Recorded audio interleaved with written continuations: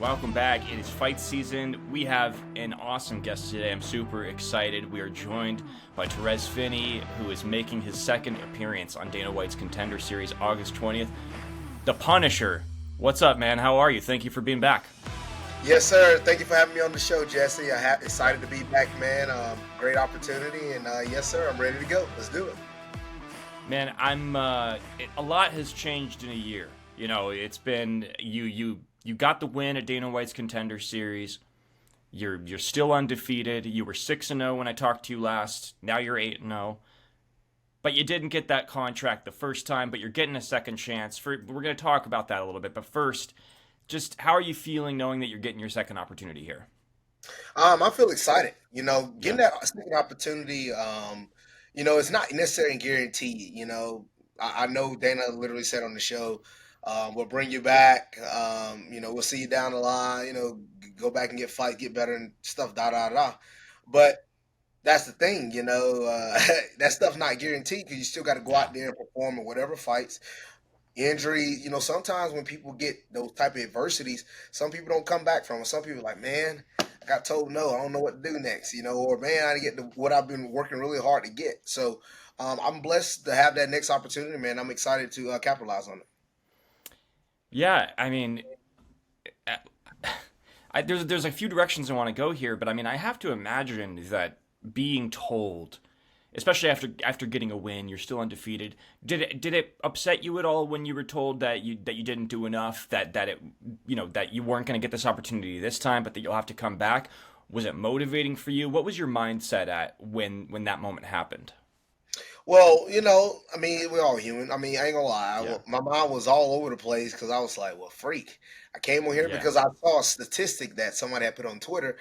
90% of people that go in a contender series and they get a finish, not just win by decision, but get a yeah. finish, gets a contract. I would love to know what that stat is. They get a finish within the first 2 rounds. It's like, Right. and then I was the only one on the show not to get a contract. So it was a weird thing to happen and see.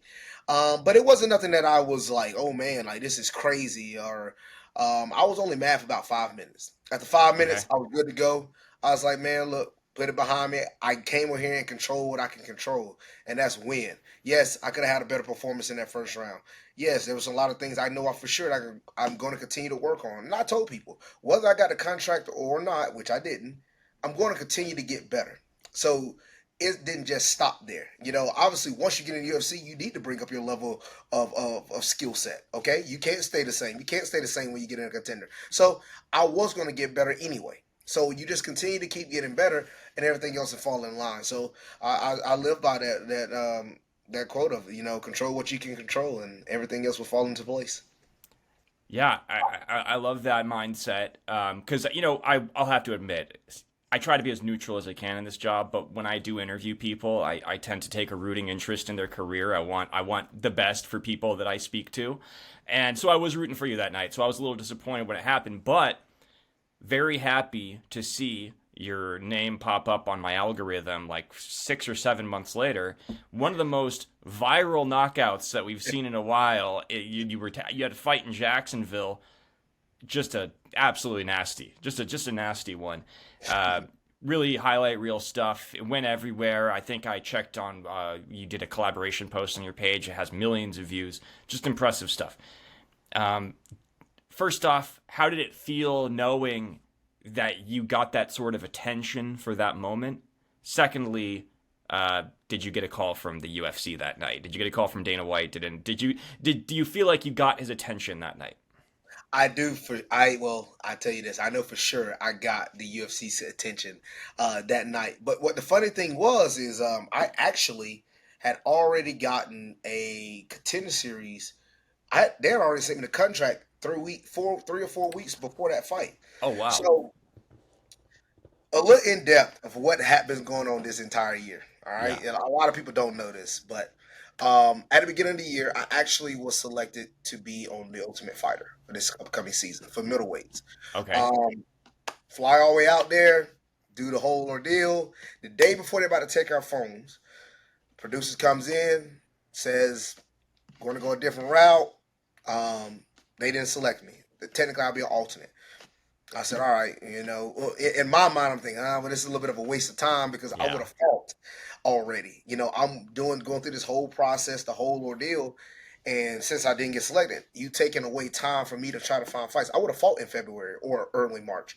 But instead, I had to wait a little bit longer because, for one, I'm not a guy that everybody jumps up to fight anyway. So we had first got to find an opponent. And two, like what show, what timing, and things of that nature, and get in camp. So it was a blessing to be able to fight for Combat Night. All those guys that had really helped me out. But I had got a call from my agent that, hey, you've been offered on the Contender again, and I had already had this fight set up. And talking with my coaches, talking with my management team, we were talking like, hey, great opportunity, but you still got this fight coming up. What you want to do? You want to pull out? Do you want it? Because you can risk a loss, Yeah. risk an injury, or you can risk having a bad performance and it not going well. And I said, man, I don't want my first fight back on the Contender Series to be almost a year in between and no fight in between. I always want more fights. I want to stay active.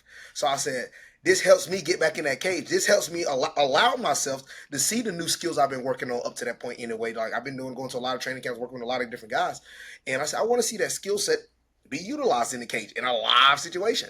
Go through the weight cuts, go through the whole ordeal. I don't want to be having this time in between to go through that. So it was a risk for me to take that fight. Still, even though I had already signed and already, anything could happen. He's like, Right. oh man, you lost. Oh man, that was an awful performance. We taking that back away from you. But it was a blessing that it was literally, pun intended, but it was a home run hit. Yeah. And it put me in even better of an opportunity than beforehand. So sometimes you got to take those type of risks in life and see what to make the best of them. That's what I was going to say is that it's a huge risk because, like you said, for obvious reasons, whether you lose or have a bad performance, massive risk. But with great risk comes great reward. And you probably, you know, let's be honest. If you get a win on Contender Series, you're probably guaranteed a contract. We don't know. You can't ever expect Yeah, anything in this life to be given to you. But you'd have to imagine that knockout leading into it would be in the back of their minds now. Whatever plays out on Contender Series. So it's absolutely with great risk comes great reward. So I'd have to imagine that's part of it too. yes, I 100% agree. Yeah. I just tell people I feel like they give me a little wiggle room. Yeah, absolutely. And I say that to tell people as well, like fighting on the Contender Series one time and winning and getting a finish has for sure helped me always getting ready for this second appearance, And I go into every fight to finish. I mean, I have 8 pro wins with 7 finishes, so I don't look for decisions. But Right. it does give me a little wiggle room because I'm like, okay, I can treat this more like a regular fight compared to treating it like, okay, not only do I win, I got to impress. I got to do this. Some guys might have to take more risks than others, like Yeah. depending on situations and scenarios. But I can treat this one just like a regular fight. I can treat this one just like I'm getting prepared for that fight in May. I can treat this one like I'm just getting prepared for my pro debut. Like I'm just treating it like a regular fight, as you should treat all fights. That's how I treated Contender Series last year. Like I said last year, I always go in there to win. However, I might do that, but I'm going in there to get the win. Win is what matters to me first. It's hard to get a contract losing. You got to have a crazy brawl Yeah. out fight to get a contract losing. But doggone it, you give yourself a shot by winning. And that's my main Absolutely. goal every single time. Absolutely. And they respect you more for taking the fight. Even if it hadn't paid off, they probably still respect you a little bit more. Yeah. Sorry if you said this. Did you get a call from the UFC after that knockout? Because I know that it got the attention. I mean, literally that video, the one that went viral, it says, what does it say? It says, Dana Dana, White, is he ready? Yes, sir. is he ready? Yeah, yeah, yeah. Did you get a call from the UFC after that? My management team did. Yes, sir. They did. And, they obviously they really did like because to be honest, I'm not gonna lie to you. We was like, okay, could this push us just straight in? Could we like bypass that Right. contender? But Yeah. they really enjoy, like, obviously they love the knockout. Obviously they love the thing. Obviously me taking the risk. But it was more of the fact that, hey, you got that opportunity. You did your thing. Come on, Contender Series, help you out. And I feel like this is still continuing of a growing part for me. It's like I am 25. You don't. I know that's young, but not necessarily. But according to the fight world, it's so-called young. But it gives me that time to continue to gain that experience on that level in the cage, fight a good opponent, do my thing, and handle business. So, I respect that, and I'm like, we was hoping that was given that opportunity to get straight in, but hey, Yeah. it didn't, and we're still happy with the opportunity because we still got the Contender Series. So yeah, it's locked in. So I remember when Dana was speaking to you afterwards, he said that he felt like you weren't ready. Did you get any specific notes about what it is that you needed to work on in order to be elevated into the UFC? And what's going to be different this time? What sort of things have you worked on that you think will pay dividends for this time around? Well, I mean, I'm gonna be honest. Like that first round wasn't too pretty. Yeah. I took some clean shots, and I'll be honest. I literally didn't throw almost a single strike that first round, and that's bad on my part. Like I have to be more active. I have to trust myself more. And again, that comes from experience, and that tell people I'm like, I want more fights so I can get that. And especially on region, I wanted more fights to get that experience in the Yeah. cage. But Yeah. it was hard for me to find opponents. And again, as I said last year, I was getting a Contender Series shot going in at 6-0. Like, and I had only been a pro for a year and a half, barely the half part. So like, Yeah. it was like so much stuff was going so fast, and I'm already on the contender, and I'm like, okay, here we go. And I'm just depending on what I always do. Now I'm comfortable. Now I'm settled in. As I've told people before, I am more confident of going into the UFC this year compared to last year. I'm like, man, this is gonna be a interesting ride jumping in so early. Now I'm ready for anything that I see because I know the guys I've been able to compete against, not only in training, not only in just sparring, but the people I've been going with around and the learning I've been learning from high level guys. I know for a fact that I'm ready. And yes, the things are like striking and working on like striking defense and things of that Right. nature. But I am a lot more comfortable now on my feet. And I'm glad I took a year off. Well, not necessarily take a year off, but took a Right. year No, I understand. from the Contender Series to get ready for this year, and the things in between up to that point. It was a lot of hardcore training. And Yeah. even the training camp that I had getting ready for the Ultimate Fighter, it didn't go null and void. It only continues to keep being built on top of to prepare for this moment. So Um. So what do you think you need to do? Do you think you need like a finish this time around, or do you think you just need like a clear cut victory and you're good? Um, like I said, however I win, I'm going for the finish. I'm really comfortable. I really feel confident that I can get Yeah. the finish. But you know, winning is the first thing. If I have to go all 15 minutes, then I'll go all 15 minutes and make sure my Yeah. hand is raised at the end of it. But if it lasts only one round, if it lasts only two rounds, or I finish up in the third, we're gonna be ready for all of it. But I'm always going for the finish, so I'm gonna say yes. I definitely think I need to get the finish, but I definitely think just a win. I mean, I'll be going against history. Yeah. Yeah, I'm absolutely. big on stats. Nobody there's never been nobody that's won twice on the show that didn't get the contract. So Right. if yeah, I will be the first, and I hope Odds odds are in your favor. Yeah. odds in my favor. So Yeah. we Yeah. just gotta again go in there and get the win, baby. Training partners. What sort of training partners have you been working with? I know that I saw that you've been working a little bit with Jorge Masvidal. I have to imagine that's pretty awesome for you. Talk a little bit about that and other training partners you've had. Well, I've just met up with Jorge, but Okay. it's been a minute since I hadn't trained with him in like about 2 years. One time Oh, in my American bad. Top Okay, Team. got it. But for this training camp, I've had opportunity to go to Fusion XL down there in Orlando. Coach Julian Williams, phenomenal coach, man. I mean, big time love from him. Had opportunity to train a lot with Phil Rowe. Phil helped me out phenomenally Awesome. when I was down there. Some of the other guys that was down there as well, that those guys that are coming up, they helped me out a lot. Got a chance to spar with a lot of their top tier strikers. They got some really good. Look, Fusion got a great gym, man, great gym. So there's a lot of really good guys there, grappling and striking. So it was a great opportunity to go there. And then obviously Extreme Couture, man. I got a good relationship with a lot of those guys there. Obviously Sean Strickland, Yeah. Chris Curtis, and a lot of those guys, Michelle Pereira, um, doggone it, Jesus. There's some more other guys. I'm trying to think of the name Yeah. right now. It's a whole bunch. It's legit whole bunch. But Coach Dennis Davis, Eric Nisich, Yeah. had an opportunity. I mean, it's just cool for him to even look down and be like, hey man, who you fighting? showed him a video a little bit of the guy I'm fighting, gave me some tips, showed me some things. I mean, it was really cool, and so it was a great opportunity to be able to go and do a lot of work with those guys, and then to go to Denver and train with Dwayne Ludwig, who's soon to be eventually my striking coach. Dwayne, great, phenomenal coach, man. He's been a blessing in my life and also my teammates Trevor Peak's life, and he's been helping us out tremendously, man. And we're growing, and heck, he helped me out going into that May 4th fight. That's why I felt like Right. the performance looked the way it did. So he's been really helping me out going into these fights, and yeah, I'm really excited. And also Training. in Denver. Oh my fault. I'm No, sorry. good. You're good.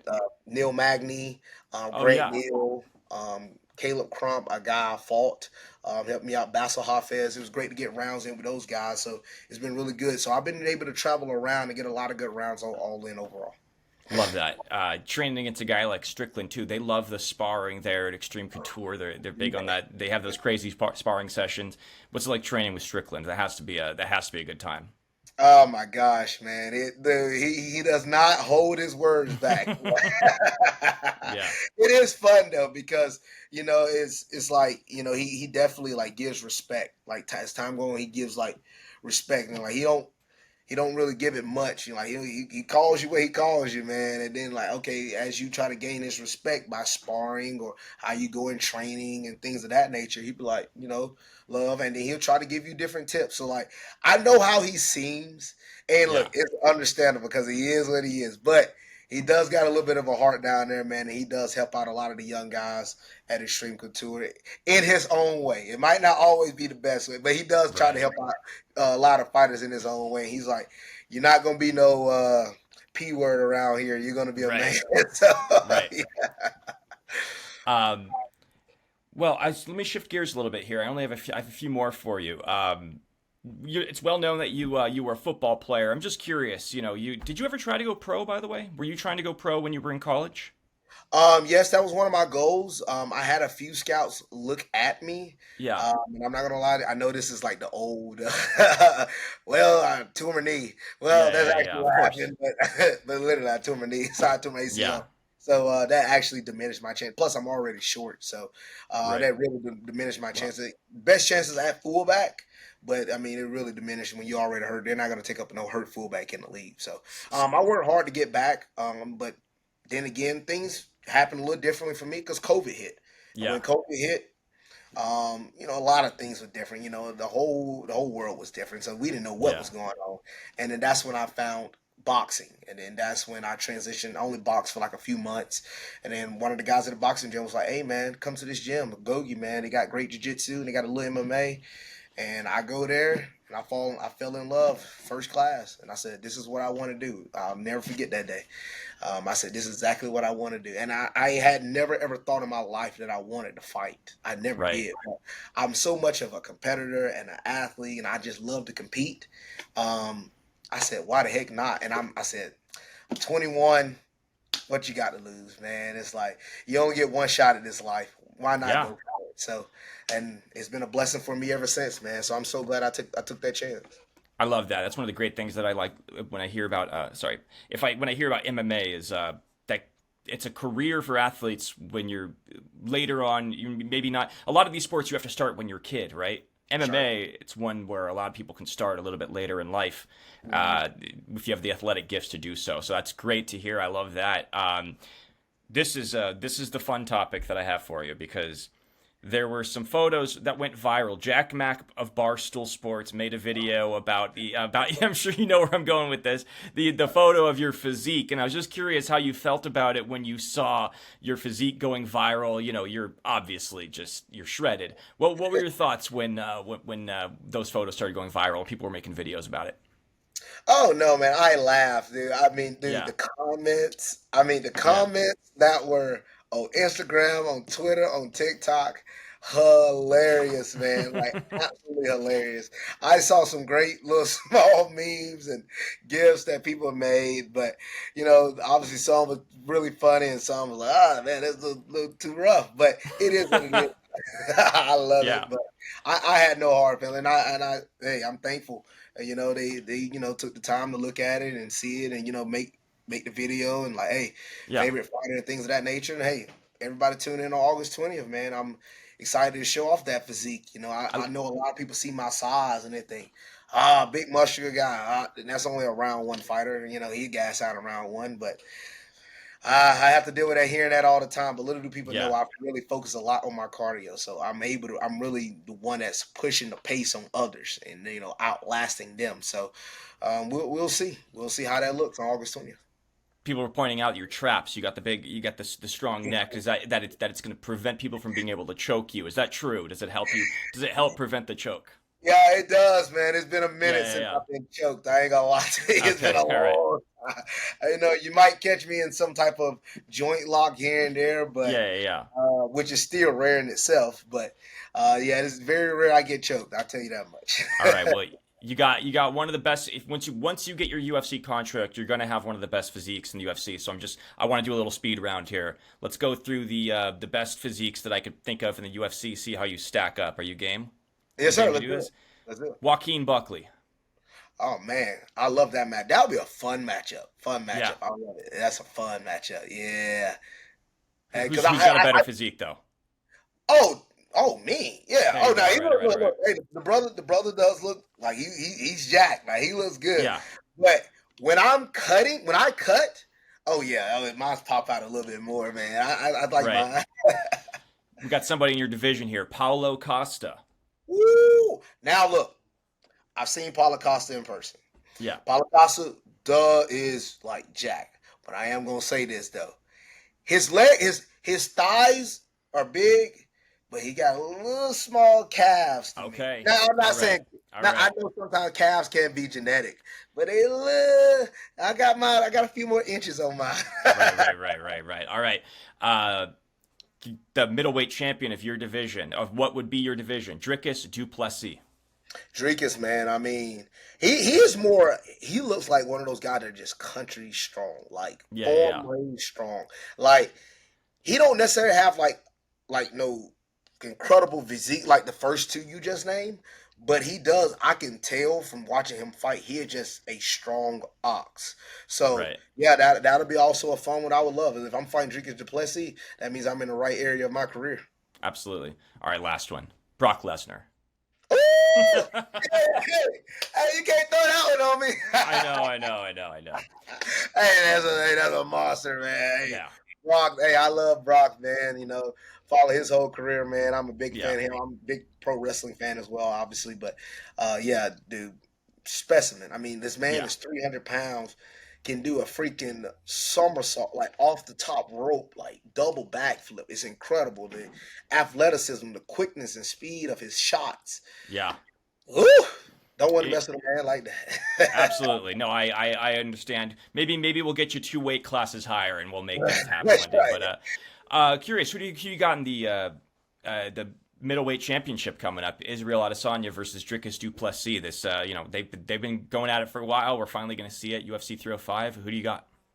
I think it's about that time of the changing of the tide a little bit. I know we love to live on our heroes that we will necessarily not grew up, but we go through this era of guys, and we have Israel Adesanya right there. And I'm gonna be honest with you, I think Dricus gets him. Dricus don't back up, man. And if he takes anything away from the Sean Strickland recipe of fighting, walking forward, not backing up, Dricus don't back up. And I know a lot of people like to pick on his cardio, but I think pushing the pace on a counter striker like Izzy, granted, he has to be mindful. He can't get caught with nothing stupid. It's going to be hard. And I know his coach said, we're not going to wrestle, but they always say that. He's going to utilize some takedowns, inside that fight to make sure he keep his title. So I actually think the forward pressure, keeping Izzy on his back foot. I know Izzy is, so some would say he's gaining weight, getting bigger. That's good, but you got to be accustomed to fighting in that live scenario. You just can't pack on muscle and be like, okay, I'm good. Like with me, I basically live being a muscular guy throughout my life. So me being like this, I know how to like use that in like long duration moments. Certain guys that just put it on, it's going to take more than just a few weeks or a few months to like make that go live in that actual scenario. So I know him adding muscle and all that is good. He's going to be strong, but how long will that last when we hit round 3, round 4? round 5. Right. So, Yep. we'll see. I got to tell you, I agree with you. It's going to be a great fight, but I do agree with you. I think that your take is spot on. Torrez, thank you so much, man. I'd like to leave you with this question. You've got your fight August 20th, Dana White's Contender Series. It's your second shot. If you win, you're in, most likely. Where do you want to see yourself 1 year from today? 1 year from today, my goal is to be at least 3 or 4-0 in the UFC, getting ready for my second contract, and proving the world that I was right. It's a great opportunity for me, and I want to say that I'm going to definitely capitalize on it. This is a special moment for me. I always go when I go and speak to kids or go and speak to even adults.